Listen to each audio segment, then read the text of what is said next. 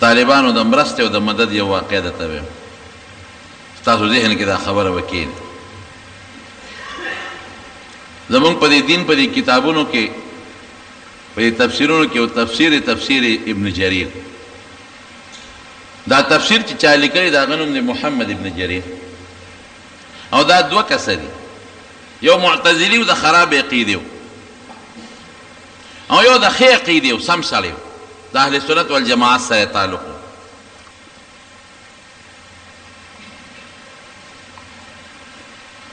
دا چې کوم د اهل سنت والجماعت سره تعلق و دی خپله واقع لیکي و یو زمانه کې په هندوستان کې موږ د یو استاد جي نه درس وی سبق هم ترې زده کوو لکه اوس الحمدلله زموږ د طالبانو چې څه زده کړل دستاربندي تېر اتوار وشو خدای کامیاب کړل او خپل وطن ته لاړل وی دغه رنګې موږ لګیا د خپل استاد نم سبق زده کوو نو د کال په دې منځ کې را سره خرچه خلاصه شو و زمونږ په دې وطن کې یو خلک طالبانو له ډوډۍ ورکوي په دې پنجاب کې یا په دې دغه کې هندوستان کې دا د وظیفو رواج نشته نو چې خرچه خلاصه شو نو موږ ملګرو مشوره ده وکړه چې دا کلي ته به لاړ شو وطن ته د مور پلار ملاقات به وکړو او خرچه به ځان سره راوړو نو دا باقي سبق به بیا پوره کړو وی بسترین په اوږه کړه چې د جومات نه ووتو نو وی د جومات مخې ته یو یهودي و بوډا بابا و موږ به ترې کله کله سودا اخېسته وی هغه یهودي بابا راووت چې طالبانو څه کوئ سبق هم خلاص شو رخصت شوی موږ وی چې نه سبق هم خلاص نه دی وی څنګه ځې موږ ورته وی چې خرچه خلاصه شوه زه وطن ته چې خرچه راوړو نو دا باقي سبق به بیا پوره کړو وی ښه د خرچې د مخې تاسو ځای سبق هم پوره نه دی موږ وی او وی ځای جومات ته او چې څومره خرچه په تاسو کېږي زه به درکوم ځای خرچه به زه درکوم وی موږ یو بل ته وکتل چې د خو ساتو که نو ای خدای را سره خو کا او مهرباني وی چې نه نه مهرباني و دا پرېږدی ځای جومات ته موږ یو بل ته وکتل چې دا خو یهودي دی مسلمان نه دی موږ خو مسلمانان یو طالبان یو دی په موږ څنګه خرچه کوي وی پوه شوه بابا وی هغه وی چې تاسو ولې سوچ کوئ ستاسو هم په یو آسماني کتاب باندې ایمان دی چې قرآن شریف دی او د هغې خدمت کوئ او زمان په یو آسماني کتاب ایمان دی چې تورات دی نو کتاب ستاسو هم آسماني دی او زما هم آسماني دی نو زه خالص د الله د رضا دپاره په تاسو خرچه کوم او یا بسترې یې زموږ نه واخېستې او په خپله جومات ته یوړې رالی پرانېستی ډېره ښه وی بس زموږ چې به څه خرچه لګېدله د دوکان ته به تلو روړه به هم دی وی کال هم پوره کو سبق هم خلاص کو چې سبق خلاص شو رالو وله بابا ته هغه خپل کتاب وګوره که په موږ دې څونه خرچه کړې چې موږ کلي ته لاړ شو چې درته یې راولېږو وی بچې ما خو هغه خرچه لیکلې نه ده بابا ولې ما خو د الله د رضا دپاره په تاسو خرچه کړې زه په مخامخا ډېره ښه ده لاړو دا ابن جریر طبري رحمه الله وایي چې ډېره زمانه تېره شوه وی یو ځل زه سره د یو څو ملګرو حج ته لاړو د بیت الله وی طواف هم کو چې دا کوم ځای خلک طواف کوي دې ته مطاف وایي دې مطاف کې تاویږو هغه زمانه کې خو دومره رش نه دا اوس چې څومره رش دی وی دې مطاف کې چې مو وکتل اوس داسې مخامخ نو دغه بوډا بابا ناست دی دا یهودي شکم پې راغی خو زمانه ډېره تېره وه نو پوره پېژنګلو مو نه کړی شوه چې طواف هم خلاص که نو ورل ورسره کېناستو بابا خفه کېږه مه یو تپوس ته نه کوم وایه بچو ته د هندوستان خو نه ویم د فلانکي کلي خو نه همدغه کلي بابا هلته یو جومات و مخامخ یو دوکاندار و چې ته به هغه دوکاندار خو نه وی بچې همغه دوکاندار یم ښه بابا یو تپوس ده نه کوو خفه نه شي دوکاندار خو یهودي و یهودیان خو حج له نه راځي او ته خو د بیت الله خوا کې ناست دی وی بچې او مکه یهودي ما زه یهودي وما ما ته الله ایمان را نصیب کړی دی نو زه دې حج ته راغلی تاسو څوک یې چې دونه د نږدې نه مې پېژنې زما نسب درته معلوم دی څوک یې مونږ وی مونږ هغه طالبان یو چې په نیم کال کې را سره خرچه خلاصه وه سبق نیمګړی پاتې کېده او تا را باندې خرچه وکړو زمونږ هغه سبق الله پوره کړ وی دونه خوشحاله شو چې د خوشحالۍ نه وجړل او را پاسېده او مونږ ته را تر غاړه وته او وی بچې ستاسو د مخه ماته الله ایمان را کړی دی بابا هغه څنګه وی په کومه ورځ چې تاسو رخصت شوې په هغه شپه ما خوب ولید ودیم او په خوب کې مې یو نوراني چهره ولیده یو انسان مونږ کره راغی داسې خشته مخ یې و چې د دې مخ نه داسې رڼاګانې ختې وی زه د اندازې نه پوه شم ما خو پېژنده نه خو د اندازې نه پوه شم چې دا د مسلمانانو پیغمبر دی وی ما ورمنډه کړې میں حضرت تاسو مونږ کره څه کوئ وی راته وفرمایل چې تا زما د دین د طالبانو مدد کړی دی نو تاله زیری در کوم خوشخبری در کوم د الله په کتاب کې ستا د ایمان او د جنت د تلو فیصله شوې ده وی ډېر خوشحاله شم وی راویښ شم ښځه مې وړقوله چې اوس خوب ورته وویم چې داسې ناشنا خوب مې ولید وایي چې ښځه مې وړقوله ښځه ماته ویې سړیه ولې دې راویښه کړم مې ولې اوس ما ورته خوب نه دی ویلی وی د مسلمانانو پیغمبر مې په خوب کې ولید مونږ کره راغی او د دې مخ نه داسې پلوشې او رڼاګانې دي مې حضرت مونږ کره څه کوې وی تاله زیری در کوم زما د دین د طالبانو مدد دې کړی دی د الله په کتاب کې ستا د ایمان او د جنت د تلو فیصله شوې ده وی زمونږ په کور کې 14 کسانو په دا یو شپه په دې یو ټیم کې 14 والو دا یو شان خوب لیدلی دی وی سهار لاړو ستاسو هغه ملا صاحب لا او د هغه په لاس کې ملاس ورکو بیعت هم ورسره وکړو خدای پاک ایمان را نصیب کړو تمارونو عقلي خبره به درته وکړم دا دین چې دا مونږ او تاسو په کوم دین کې داخل یو چې اسلام او شریعت ورته وایي دا دین د چا دی دا د الله دی الله د دې دین دپاره پیغمبران او د پیغمبرانو نه پس د هغه خلیفګان عالمان راولېږل دې دپاره چې دا دین رک نشي امت ته ورسېږي او دا خور شي نو چې څوک د خدای چې زما د یو میشن څوک خدمت کوي نو زما به خوښي کې به نه خو دې سیاسي پارټو ته وګوره کنه چې یو سیاسي لیډر د پارټۍ څو خدمت کوي نو اته قرباني کوي ته نه قرباني کوي د قرنګې چې څوک د الله د میشن د الله د دین د پیغمبر د میشن د پیغمبر د دین خدمت کوي نو الله به خوشحالېږي که به نه خوشحالېږي نو دا دوه ډلې خدمتګار شو یو هغه ډله ده چې هغه د طالب په شکل کې لګیا د علم حاصلوي قرآن زده کوي او دین زده کوي او بل ته یې رسوي دویمه هغه ډله ده چې د مدرسو سره د طالبانو سره د عالمانو سره مدد کوي ولې چې د دوی دا ګاډې په ځای ونه درېږي که دوی ځان له دوکانداري کوي ځان له تجارت کوي خو بیا خو د دین خدمت نشي کولی زه به ورسره مدد وکړم ته لګیا اوسه کار کوه زه به درسره مدد وکړم داسې مثال دی زه یو مثال درکړم لکه یو سړی دی په سترګو په دغه باندې شل دی په خپو باندې او بره میوه وې ځان دره ته هغې ته رسېدی نه شي دې شل ته وې راشه چې په اوږه دې کړم نو میوه روشو کوه زما لاس خو نه وررسي ستا خو خپې نشته او هغه شل دې په اوږه کو مخامخ دې دې میوې ته اوچت کو هغه میوه روشو کوله نو په دې میوه کې د دواړو حصه شوه که نه شوه د هغه شوکوونکي مې حصه شوه چې چوچت کې د هغه هم پکې حصه شوه دقه رنګې چې دا علم د قرآن او د حدیثو څوک خدمت کوي د هغه میوې شوکولو والا دی او چې څوک ورسره مدد کوي مدرسې سره تعاون ورسره کوي د هغه اوچتوونکی دی نو په دواړو په دین کې حصه شوه نو څوک طالبانو په صفه کې به دې رو د پیغمبر علیه السلام نه به دین زده کو ابو هریره او د هغه ملګري او نور خلکو چې چا به تجارت کو او چا به هغسې زده کړه نه شوه زده کړه ټولو کوله ګورې دا ټول انصار مهاجر ګورې ټول طالبان دي ټولو دین زده کړی دی یو هم پکې پاتې نه دی خو چا زیات خدمت کړی چا ولا د ډوډۍ خدمت هم کړی دی دا یو نقشه ورونو. حضرت عبدالله ابن عمر رضی اللہ عنہ فرمائی یو دل ډېر وږی شوم، دا عجیبه خبره ده ته او ډېره زیاته یخني به کېدل. لکه د مدینې منورې موسم ساجیبه غوندې موسم دی، خدای پاک دې ولې تاسو بوت دی کې داسې موسم دی د مدینې.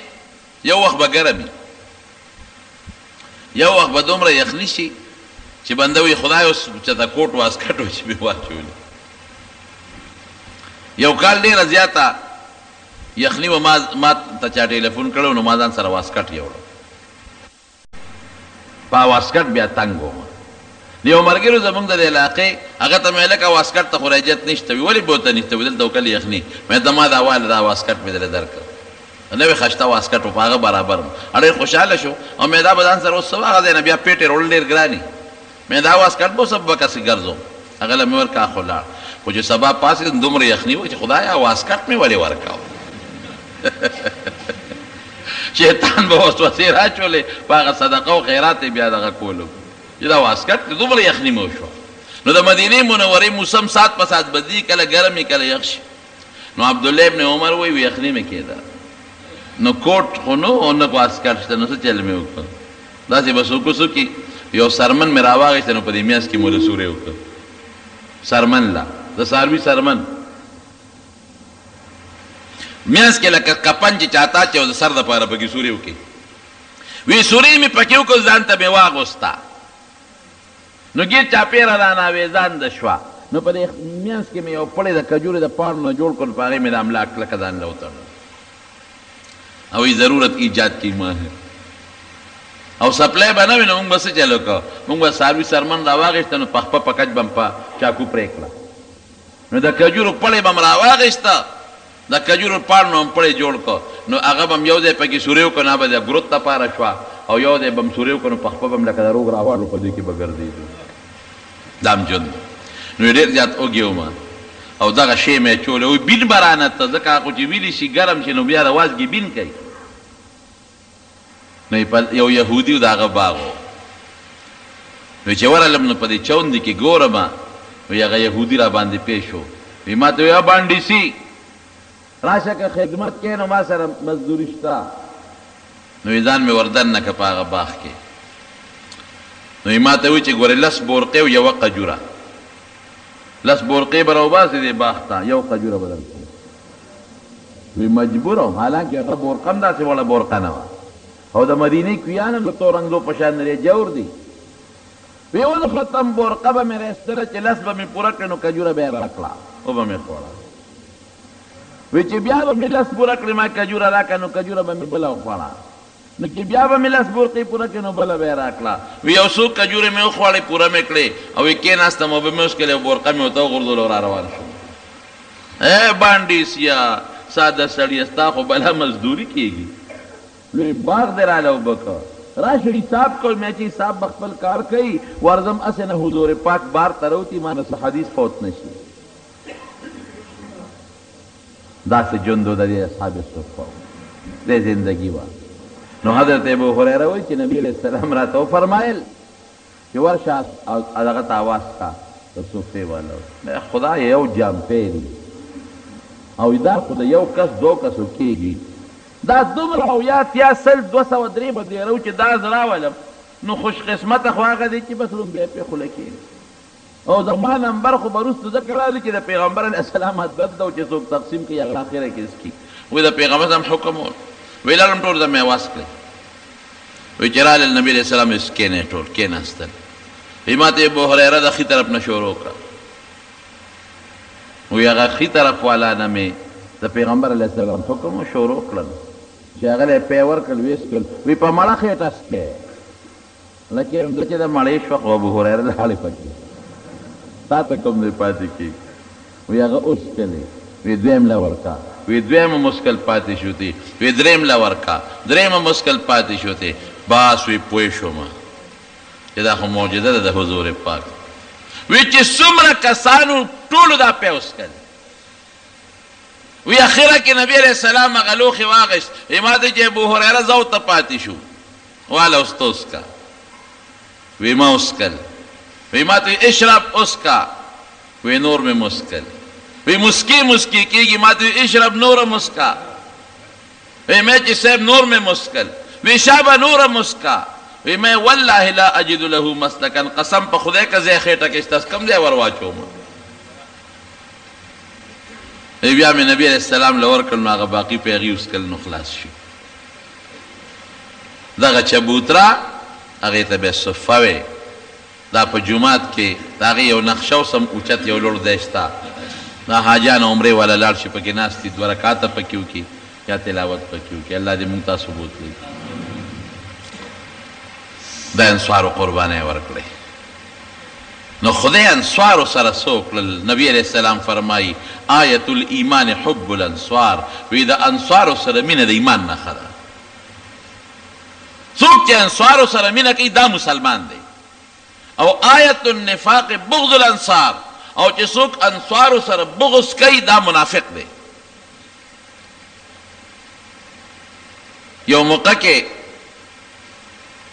غزو حنین او تاس طائف دا فتوحات شنو پاگے کے دیر زیاد مالون مسلمانانو لرالے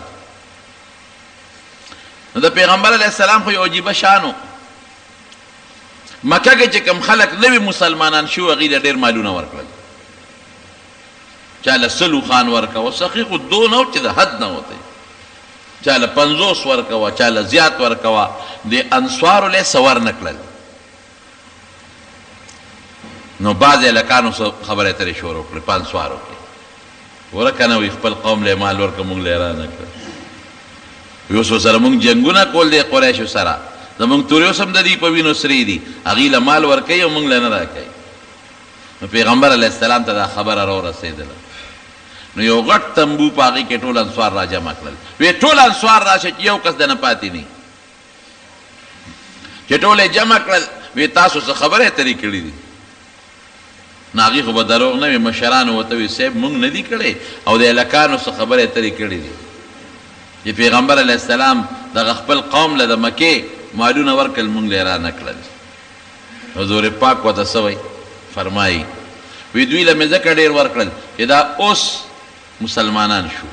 نو لولا مطمئن کوم اسی نا چی مونگ مدینی تلار شو او دا واپس کافران شی او دا شتا بیا مکہ قبضہ نکی شورش جوڑنے کی بغاوت تو نکی دیلا میں مال زکا ورکا چی زلی مطمئن شی او دا تالیف دا زلی مینے پیدا شی او اے انسوارو وی تاسو پدے خوشحال نے چی خلق بزان سر کورون تا گڑے و چیلے بوزی او تاسو بزان سر خپلو کورون تا محمد رسول اللہ بوزے صلی اللہ علیہ وسلم زم خواخیم چی دا سر لارچم که گڑا و خان و چیلیم خوخ دی وی سیب رازیو پتا چی تبون سر لارچ نم دی پکار دا معلوم وی انسوارو وی ٹول خلق بڑیری کی تاسو بکمے گئے او تاسو سر برست ظلمون کیگی وی اس فکر مکوے انتظار کوے تاسو بما سر پا حوض کوثر ملاوے گئے او که خلق پا یوالا رزی انسوار پا بلا لا رزی نو زبد انسوارو پا لا رزم که خلق پا یو درکی دی انسوار پا بلا درکی دی زبد انسوارو پا در رزم او که حجرت نوی دو مدینہ کی پیدا ہوئے نمارونو دا قربانے دی ورکل دا پیغمبر علیہ السلام دا بیبیانو ٹور کورو دا انسوارو ورکل صحابو لے کورونا ورکل تا دا مدینہ منوری دا حجرت نا پس ہجرت نا پس با مکہ مکرمہ کی چی نبی علیہ السلام مبارک بمنسکاو نو پدا سے طریقہ بے کہو چی مخ بیت اللہ شریف تمراشی و بیت المقدس تمراشی چی مدینہ تلال نو بیاد اللہ پا حکم بیت المقدس تمنس شروع کو دے دا پار دا یہودیانو سر پا پخوانو کتابونو کی دالی کلی شویو چی دا آخر زمانے پیغمبر بدوارو قبلو تمنس کئی ام بیت المقدس تا کئی ام بیت اللہ تا کئی نو چی اگی تا پتاو لگی تقریباً 14 میاشت نبی علیہ السلام بیت المقدس تا منزو کو نو پا دویم ہجرے کے دا شعبان پا میاش کے غالباً پا 15 سما نبی علیہ السلام دی یو صحابي تپوس ته تلو مسجد د بنو حارثه وته وي اوسنی نوم مسجد قبلتین دی هلته تلو نبی علیہ السلام د ماسپښین لمونځ کو خو د خدای نه به دا سوال کو نبی علیہ السلام الله ته به لاس اوچت کړو چې خدایا مال بیا واپس هغه د مکې قبله راکې بیت الله خو بیت الله دی کنه چې خدای مونږ له بیا واپس د مکې قبله راکې دا سوال به د خدای نه کو نو صحابه په دې باندې پویو چې د نبی علیہ السلام دعا خو خدای قبلې دا قبله به بدلېږي دا هغه صحابي تپوس یې کو نو د ماسپښین وخت شو نو په هغه مسجد د بنو حارثه کې نبی علیہ السلام د ماسپښین لمونځ وکړو نو 2 رکعاته لمونځ یې بیت المقدس ته کړو چې جبریل علیہ السلام ولا راغی وی دا فولي وجهك شطر المسجد الحرام په بیت الله ته مخ کړه نو نبی علیہ السلام صفونو کې لاړ هغې طرف ته ودرېده او قوم مخونه واړو ورپسې شا کړه نو 2 رکعاته بیت الله ته وکړل او 2 رکعاته بیت المقدس ته کړي وروستني 2 رکعاته بیت الله ته وکړل اوس هم حاجیان چې لاړ شي نو هلته هغه جومات ته ځي مسجد قبلتین ورته وایي او په هغې کې عموما خلک د برکت دپاره یو 2 رکعاته لمونځ کوي نو مخکې چې زه تللی وم دقسې محراب د ډېر مزېدار بیت الله ته مخامخ او د دې اپوزیټ الټه سایډ ته مخامخ لکه دغه دروازه چې ده دغې سایډ باندې محراب خو نو خو آیاتونه یې پرې لیکلي قد نرى تقلب وجهك في السماء فلنولينك قبلة ترضاها فول وجهك شطر المسجد الحرام دا آیاتونه چې کم هغه د مانځه په منځ کې نبی علیہ السلام ته نازل شوي وو دا آیاتونه یې هلته لیکلي وو او د محراب یو نقشه یې پې اچولې وه بیا چې زه لاړم دوباره نو هغه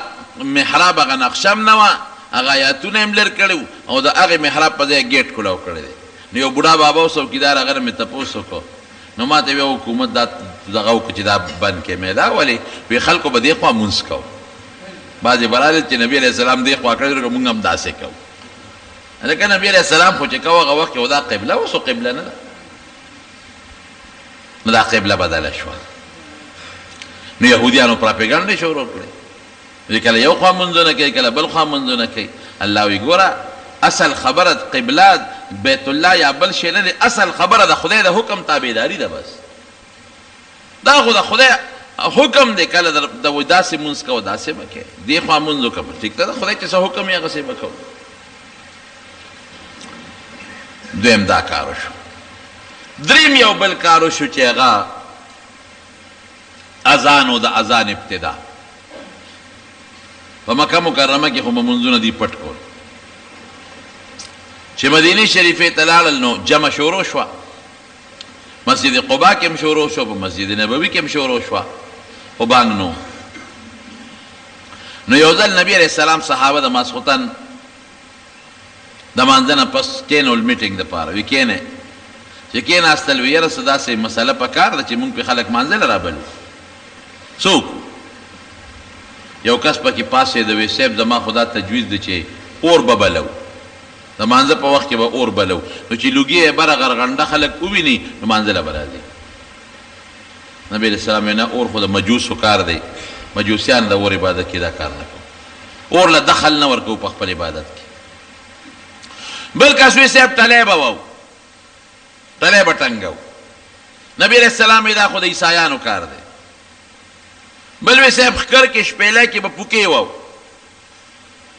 وی نه دا خو د یهودیانو کار دی هغوی خپل عبادت له په دې رابللی یو بل صحابي وی صاحب اواز به کوو که نه چې الصلاة جامعه چې خدای مو بخه د مونځ وخت دی راځی وی دی په دې فیصله شو صحابه خواره شو چې خواره شو یو صحابي دی حضرت عبدالله ابن زید ابن عبد ربه هغه یو خوب ولید راغی نبی علیہ السلام ته الوی وی صاحب بیګا مې خوب ولید چې خواره شو مونږ ستا نه کور ته لاړو وی ودیما او په خوب کې ویم چې د مدینې بازار کې ګرځم یو سړي سره ټلی ده خرڅی یې زه ورغلم ما یې د خدای بنده دا ټلی خرڅی وی هغه راته وی چې او خرصوم خو څه پسې کې وی ما ته چې مونږ به خلک منزل را بلو وی ما ته چې یو ښه شی راته نه ښیمه اوس په خوب کې راته سړی مې وښایه راته که نه په دا بانګ یې راته وښو الله اکبر الله اکبر الله اکبر الله اکبر تر د لا اله الا الله پورې وی بیا راته چې ودرېږه دا مخکې وایه او چې کله جمع تیاره شي دا پوره وخت شي نو بیا راته اقامت وښو چې ده دا خوب ولید د دې راپاسېد راغی نبي علیه السلام ته ویل وی صاحب دقسې خوب مې وی انها لرؤیا حق ان شاء الله وی دا د رښتونې خوب لیدلی دی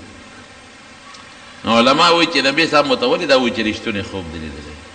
پیغمبر علیه السلام چې کله معراج ته تللی و دا بانګ یې هلته اورېدلی و خو په دې حکمت الله نو پوه کړی چې دا بانګ څه دپاره دی نو چې دې صحابي ورته خپل خوب واورو نو پوه شو چې او خو دا خو ما اورېدلی و په معراج کې دا خو دې مقصد دپاره و وی داسې وکړه وی قم مع بلال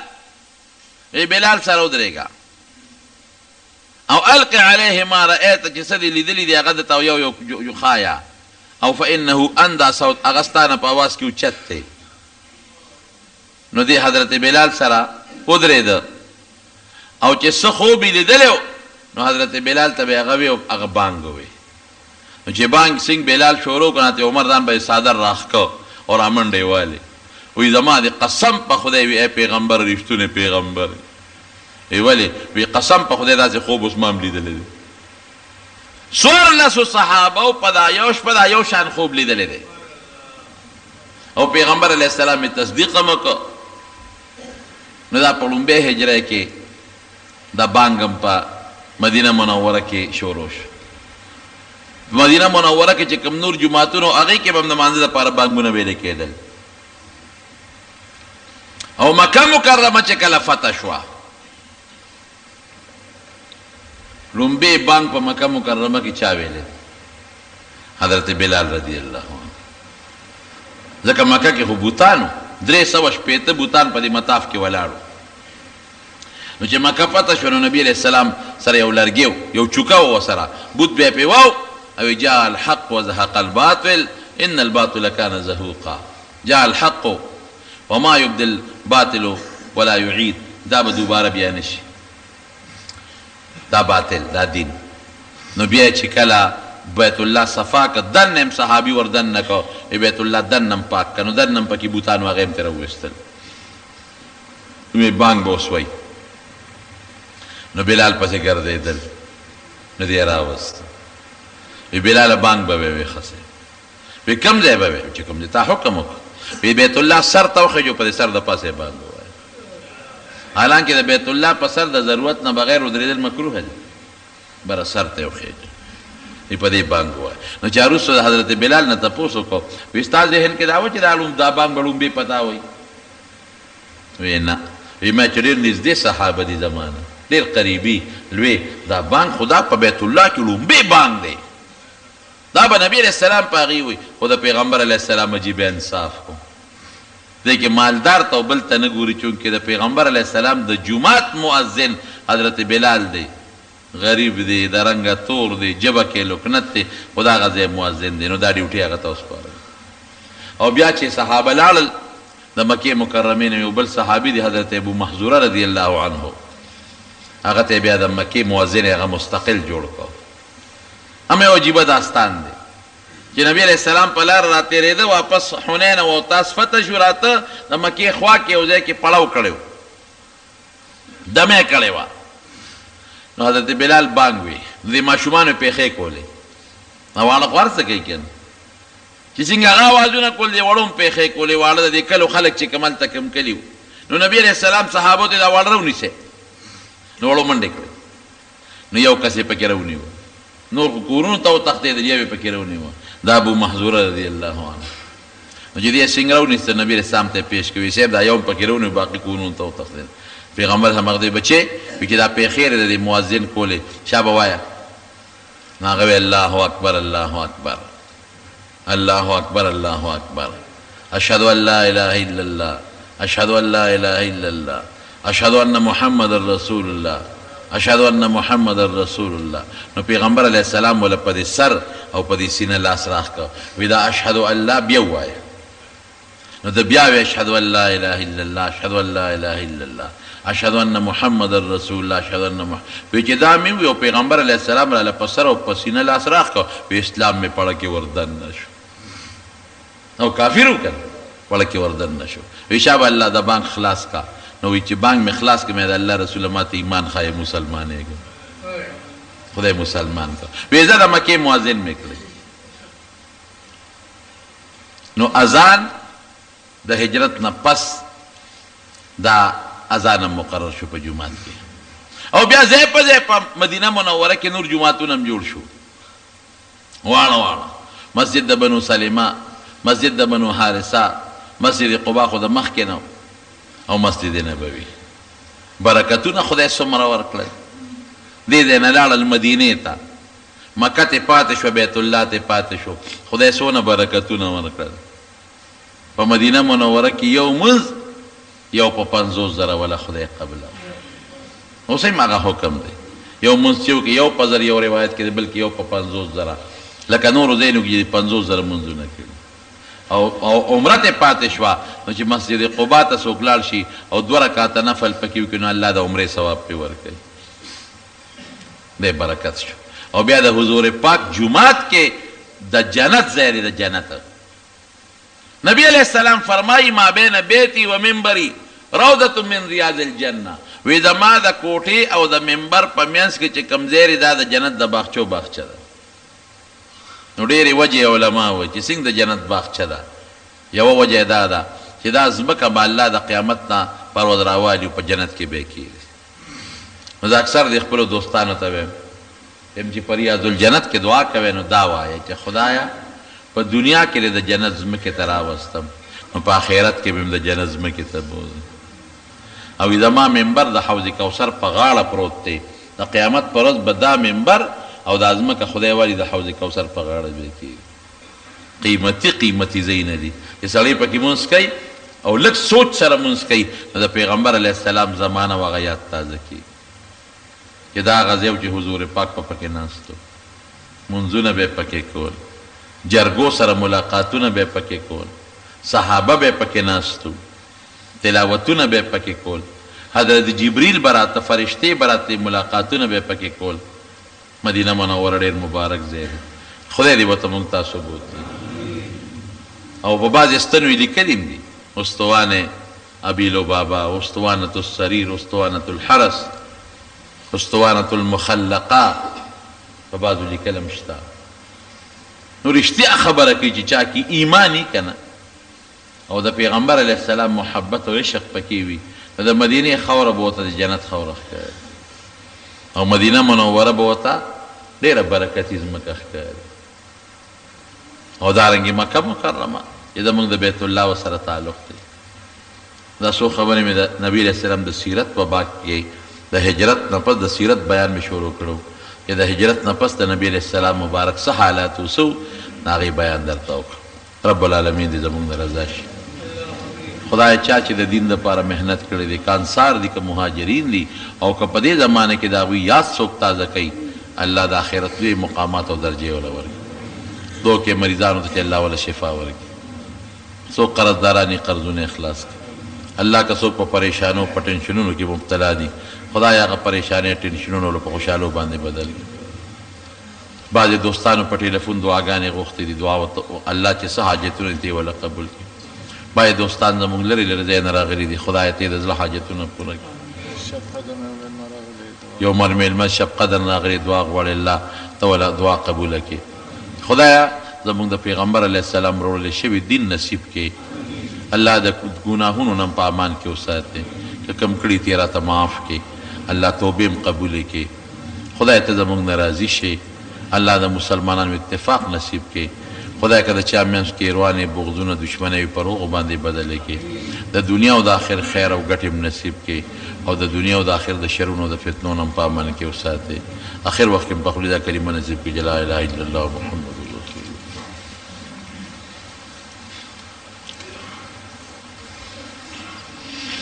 باید صابون کې د خنزیر چربي چې کم صابون کې د خنزیر چربي استعمالیږي او تا ته پته وي د هغې استعمال منع دی، حرام دی. بعضې سپری کې پرفیوم دا ما تپوس کړی دا کم پرفیوم کې چې دا کم الکوهل دی که نه دا هغه شراب والا الکوهل نه دی ښه، دا په دې دغه کې م استعمالیږي په دې هوموپیتک دارو کې. د ماښام مونځ اذان پسې پیوس کول څنګه دي؟ ماښام مونځ چې وکئ نو اذان وکړې نو بیا پیوس پکې که نه لږه معمولي غوندې وقفه زمونږ فقهاو لیکلې ده چې داسې لږه غوندې په قدر د یو دریو څلورو تسبیحاتو لږه غوندې وقفه وکړه چې دا باګ دي وي چې څوک یې ووري چې هغه جومات ته راشي. زیات انتظار به نه کوي، بیا مکروهه وخت داخلېږي.